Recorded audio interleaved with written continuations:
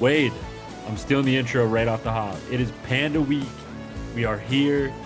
University of Ottawa Gee-Gees are playing the Carleton Ravens. There are no friends on the podcast today. We are welcoming in Kaseem Ferdinand. I think I'm just gonna leave for the interview. I don't know if I can fraternize with the enemy for this one. I know I'm working for the OUA now, but sorry folks, with the team at the OUA, I'm gonna have to dip on this interview, I think. No, let's face it. Every time we talk to someone from Carleton, you go, I I know. like that I school. know. And I then know. It this week always rolls around and you happens. have to take that all back. Yeah. No, but Kaseem Ferdinand, obviously the big story is going to be him getting to play against his brother, Denny. On Denny's the been other playing down at sideline, corner. right? They might actually Yeah. match up against one another here. So I feel like Diggs I'm on pretty Diggs in the Pro excited, Bowl a few years ago. but this one actually counts. Uh, I'm pretty excited, but Connor, before we talk to Kaseem, what are some of your Cole's notes for this year's Panda game? Cole's notes right off the bat. The number one is this is one of the most fun games in your university career if you go to either of these schools. So off the bat, have fun with this one. Go out, play some football, have fun. Remember to enjoy it.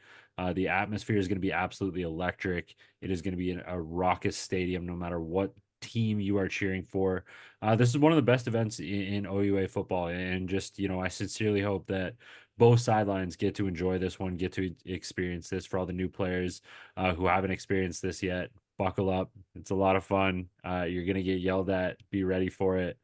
But no, this is going to be a good ball game, man. Elijah Barnes and the Carleton Ravens are coming off a big win against the York Lions and the Ottawa Gee-Gees, Charles Asselin and co.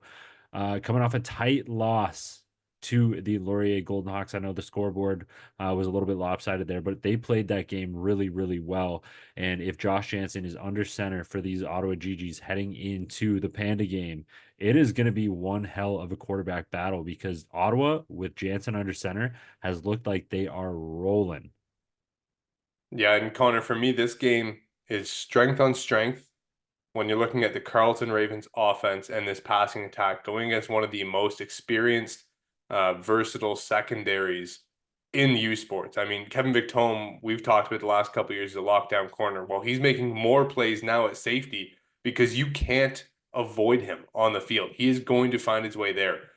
Tolu Ahmed, Denny Ferdinand are two uber athletic corners that, you may get them, but they have so much makeup speed and ability to recover in short distances that they really eat up ground. And then, of course, the Cumberbatch brothers at halves. This is a great matchups in terms of Hashe, Kaseem, Tristan Reddy, and Elijah Barnes going against this group. But for me, this one is going to be settled. And you mentioned it, Charles Asselin against the Carleton Ravens defense. How does this Ravens squad use the momentum of the crowd to hem in one of the premier playmakers in the country? Wade, year in, year out, we've talked about this one as outsiders looking in now that we are older veterans and retired from our playing days here. But let's bring in an expert on this subject matter, Kaseem Ferdinand of the Carleton Ravens, helping us tee up the Panda game this weekend. And welcome in someone that's not a huge liked team by Connor, but a Carleton Raven nonetheless, and Kaseem Ferdinand. Hey, We started talking like 3 minutes ago off camera, and I don't think I've heard Connor stop laughing. But for some reason, I feel like he's just like Wade, seething inside because there's we someone else on this podcast. we are representatives of the OUA here. I cannot show the biases whatsoever. Go Gee-Gees. Hey, No, hey, no, no. roll Kaseem, Ravens, thank man, you, roll thank you. Ravens. No Gee-Gees over here. No, thank you so much for joining us. We appreciate your Of course, time here as of course. we jump into this one. But yeah, obviously the fans know what's up here. It is Panda Week. Talk to us about the excitement going into that game. I mean, I know coaches love to preach it's just another game, but to the city of Ottawa, this one's a lot of fun. It's a lot of fun, man. Just growing up here throughout life, throughout my whole childhood, like everybody kind of knew about Panda. Kind of puts the city on the map, really. It's Ottawa. There's not too much going on most of the time, but with Panda, kind of just elevates the city. Everybody who plays football knows about it. Everybody who plays football loves it. So I'm just real excited for the game. And for you, this one kind of has an extra added piece, and we talked about it a bit off camera. your brother Denny Ferdinand transferred over to the Gee-Gees, to the dark side this offseason. Raider. And not only that, but he's now playing corner, so it's likely that you guys are going to match up one-on-one at some point. What does that kind of mean to you guys and to your family to have the two of you playing at this stage? To our family, I'll say it means everything, you know. Like I remember back when we were kids, my mom used to throw the ball for us, and I was playing receiver. He was playing DB all the way up from like 3, 4 when we first started catching footballs and playing football to now. So I don't know. It's really like I want to say it's a dream come true, but like so it's a great opportunity, and I know my whole family's gonna be happy to see it. It just brings a little bit more hype to the game, so I'm real excited, and I know they're excited too. So. What's that brotherly competition like going into this week? Are you getting in his head early? Are you like, hey, I know your first step, you know my first step, like I know I'm gonna beat you already, or what? What's that like? I could tell you this is the craziest mental game that nobody's ever gonna see because it's all up here and like he knows like we'll be playing 2K and like he knows I like doing this and we'll be playing Madden, he knows I like doing that. And when we're lined up in practice from when we were on the same team before, like he knows everything I know everything he knows. So realistically, like I feel like you just gotta be locked in on your own thing and just do it. But like, yeah, it's gonna be a crazy mental game, real fun. I'm excited for it. Now, for your team as a whole, I mean, you started with Tristan this year, and unfortunately, he goes down in the first game with that injury. Yeah. But Elijah has stepped in and has really taken hold of this offense with you and guys like Tristan, kind of leading the way. Talk about this young quarterback that you guys have now grown with through the season. Man, it's been amazing to see how Elijah's progressed throughout the season. Like he was with us last year, he was our backup, and Tristan was balling out and stuff like that. But just the way that our quarterback room works, and really, I'd say our whole offense and like our team and everything, everybody's always building off each other. Everybody's elevating each other in the weight room when we're on the field and stuff. We're always working on the little things, you know, the back shoulder throws, like the scramble drills and stuff. Like you'll see Elijah roll out 30 yards to the right, chuck it 60 yards to his left, and Tristan somewhere down there making plays and stuff. So it's real nice to see it come to light this year because I've been knowing that he's been able to do this the whole time he's been here. So it's real nice to see. And we mentioned Tristan, but your running mate at receiver, the two of you guys have just been big play after big play all season. Talk about what it's going to take to do that against such a tough secondary in the Ottawa Gee-Gees. They got a real good secondary. You know, hats off to them. They've been putting the clamps on some people, but realistically, we just got to stay locked in, and me and Tristan got to keep doing our thing, keep elevating the guys with us, the guys around us, and shout out our O-line. People have been sleeping on them, but they've been putting in a lot of work too. So, yeah, I don't know. We just need a good week of practice. Me and Tristan will continue to lead like we've been doing, and yeah, I don't know. Stay locked in, make sure everybody gets their reps and stuff like that, and be real ready for the game. All right, I know this is not a problem that you have to deal with too often, and maybe that's fortunate for you, but the defensive side of the ball for your unit can mix things up, can get nasty, can get in the face of the quarterback, and really wreak some havoc. So talk about the defensive side of the ball for the Carleton Ravens, because we've been watching it all year, and they can cause some problems. We caused some serious problems, man. You know, I couldn't talk about defense without talking about my dogs, Ife and my dog, Schneider. So Schneider, I've been playing with him my whole life. He's been putting the clamps on people. I've been seeing it.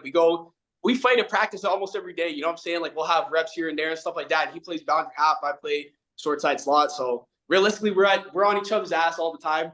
But it's all love. So me and Schneider are just trying to keep elevating and going like that. But Ife, man, I think he's like 2 sacks away from the Carleton sack record. So yeah, watch him in Panda, man. I think he might break through this game. So just look out for 7, man. The OUA fans, you heard it here first. Ife Onyeka might be pretty damn close to that Carleton sack record, but yeah, other side of the ball here. You talked about the Gee-Gees defensive unit, but talk about their offense, because you know we know you're in the film room. We know you can see what they do, right. And you know, new quarterback here with Josh Jansen and Charles Astley, the running back, doing the damn thing there over on the other side of the river for you guys. Hey, hats off to Charles, man. I've been seeing him. Been seen in the film room. I watched their Western game. They played first game of the season. He broke like a 70-yard run. The dude's real fast. I like his game. I'm not gonna lie. Like I try not to give the Gee-Gees too much credit, but I like Charles's game. He's a good player. Especially not this week, eh? Yeah, not this week. Yeah. Disregard what I just said, but his game is nice. They got a nice 1-2 punch. Their O-line's been solid the whole time I've been here, and their quarterback, they always find their groove at the end of the season. You know, their pass game might be a little bit shaky at the start, but like later on in the season, like they're gonna elevate. So we got to come with our best game.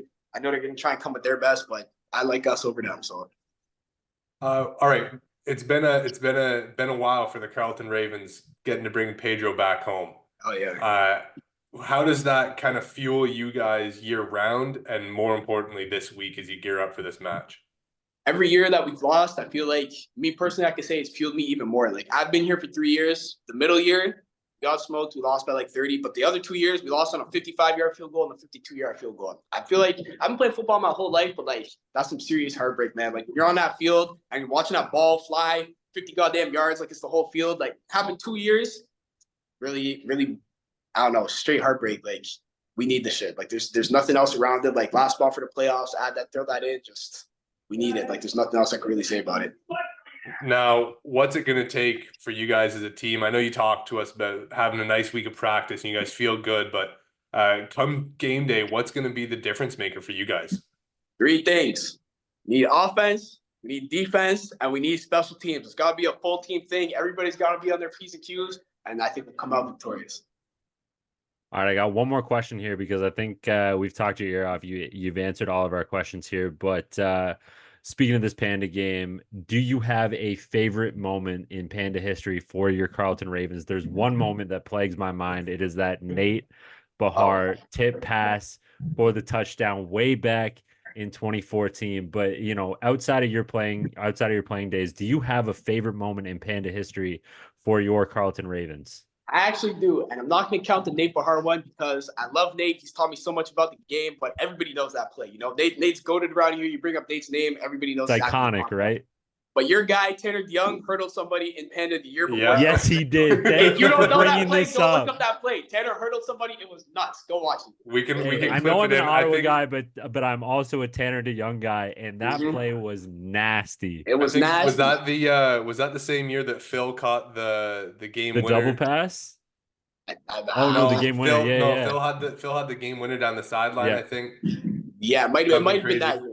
I'm not 100% sure, but I just know I seen Tanner roll out, and he's like, "You didn't know I had the buddies," and you showed me the clip on his phone. Jumped over that guy. I was like, "Damn, Tanner, okay." Hey, for Tanner's sake, we might have to try to clip that one in here. A little bit We'll of pull it a up. throwback I'll get him play. to send But, it to us. hey, I think I have it saved for Tanner's sake. Perfect. But absolutely, thank you for joining us, man. It's been a pleasure to get to talk to you briefly here. I'm certainly rooting for you as much as Connor says he's not. We know that he's going to have a special place. If you make a huge play, somewhere he's deep go, down there, I'm rooting for you. I promise. I promise. Thank you. Roll Ravens, man. Roll Ravens. I don't know if I can go that far. You're not going to get that one out of me, but thank you so much, Kaseem. We appreciate it, and thank best you of luck guys. this week. Thank you for having me. Thank you. And thank you to Kaseem for doing that for us. Of course, if you want to check out that game, get your tickets, go to TD Place. But if you can't make it to the nation's capital, OUA TV has you covered. It is free, it is live, it is on demand after the fact, but you just have to sign up with an email. You can catch the game live. Connor, we got a few other really high-level games in the OUA. So quickly, let's talk about the remaining 4. And I'm going to start us off here. We're going Western Mac. I mean, Keegan Hall and this McMaster offense have been throwing the ball at a rampant pace. The Western Mustangs defense, of course, they were strong last week, but when they played against the Laurier Golden Hawks a few weeks ago, it was Taylor Elgersma who ate them up. So I'm interested to see how they do against this Keegan Hall led Marauders team a week after their biggest home game to date being the Western Homecoming. Yeah, man, this is certainly going to be a prove-it game a little bit here for Keegan Hall. But what I'm really going to be looking at is the opposite side of the ball for the McMaster Marauders. How buttoned up can they be against a very efficient Western Mustangs team? We saw them give up 34 points in their 36-34 win over Carleton just before they hit this bye week. I'm looking for McMaster's defense to be buttoned up in this one, to do the right things here, to limit the opportunities for Keon Edwards in that run game, because I think if you can limit what that backfield does, you can really take away the strength of the downfield passing, of that play action passing game with the Western Mustangs and Mo Jamal and Seth Robertson and the rest of the guys that can catch the rock for the purple and silver.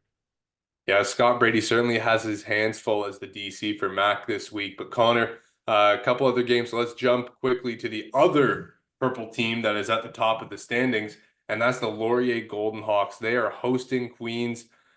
Queens obviously not the week they wanted last week, but without Alex Freakin, they knew they were going to be kind of fighting with a leg down. And I know they believe in Anthony Leo, and He's going to be a playmaker in his own right whenever he gets that chance to be at the helm. But there's a reason that Alex Freakin is the leader of this team, and I think without him, it's asking for a lot on the other phases of the game. I'm really expecting Queens to be buttoned up here. I feel like Coach Schneider will not stand for the sloppy mental errors that cost them early against Western to show themselves again here against the Golden Hawks. Yeah, Queens, this is another defense that I'm looking at because they gave up almost 500 yards of total offense to Western just a week ago, and they're battling against an equally efficient offense here as Taylor Algorithm and these Laurier Golden Hawks get ready to take on the Golden Gales. But 100, almost 200 yards of rushing offense to the Western Mustangs for the Queens defense. They're playing another offense that can run the damn ball. Tanner Nelms and co are aggressive. Laurier really uses this to set up what they want to do downfield with guys like Raiden Thorne, Ethan Jordan, and the likes. But for me, Queens has done a really good job at making opposing quarterbacks uncomfortable all season long. They've been really good at creating takeaways through the air. And over the past few weeks, Laurier has given the ball up, turned the ball over through the air. If Queens can get in the face of Algorithm and make him uncomfortable, they might be able to come away with some takeaways in this one and get up early in this game. We saw them kind of have these opportunities last week and not cash in on them. So can they create these opportunities early in the game once again, but now find pay dirt in the end zone?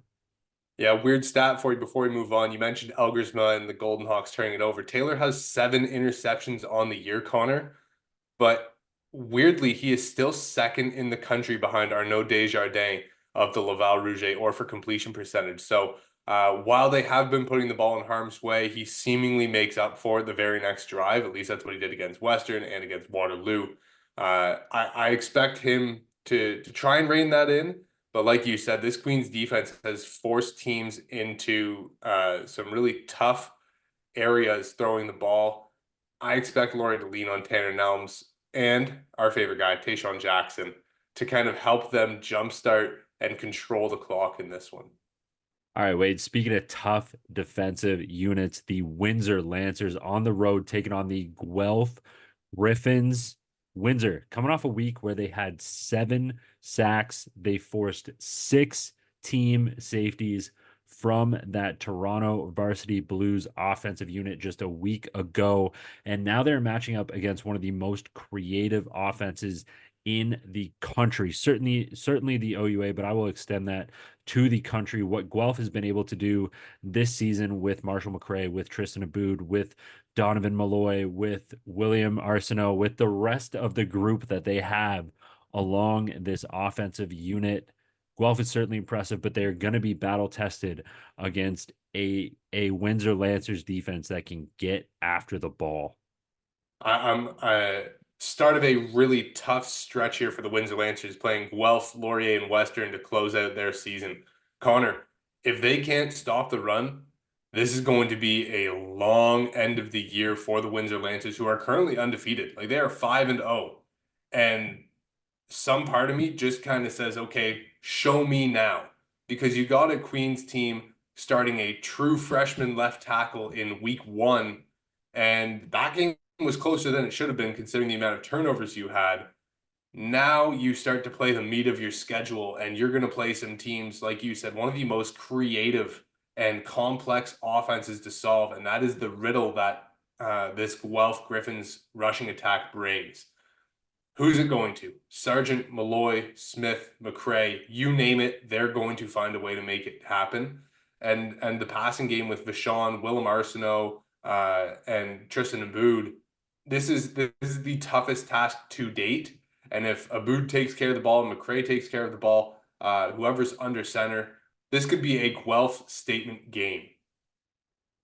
Wade, I'm gonna sound like a broken record here a little bit because this is one of my favorite stats in determining football games, in determining a team's offensive success. The Guelph Griffins on 19 trips to the red zone this year have scored 17 times. They're hitting at an 89%, call it 90% clip when they get an opportunity in the red zone. 13 of those opportunities have come in the form of touchdowns. This is going to be a test for the Windsor Lancers, like I said off the top, and they're playing one of the most efficient scoring offenses in this conference. I'm excited to see how this one matches up, but we have one more game to get to here. The York Lions hosting the Waterloo Warriors, and I think, Wade, I've got a feeling. I called it the feeling last time. I got another feeling on this one. I think this is a winnable ball game for the York Lions as they host Waterloo. And you know what? The matchup works in favor of the York Lions. What have they done all year at a very good level is stop the run. And Waterloo has relied on that run game to be the focal point of their offense. Obviously, with the guys they have in the backfield like Springer and Miller, they have that talent to pop off and make dent plays and wear teams out. But York has really sold out against the run, and where they've gotten eaten up is in the pass game. Don't know if Waterloo can add that aspect to their game enough to make a difference. But remember I think it was last year or a couple years ago, these two teams got in a shootout. It was an Avante McCoy show.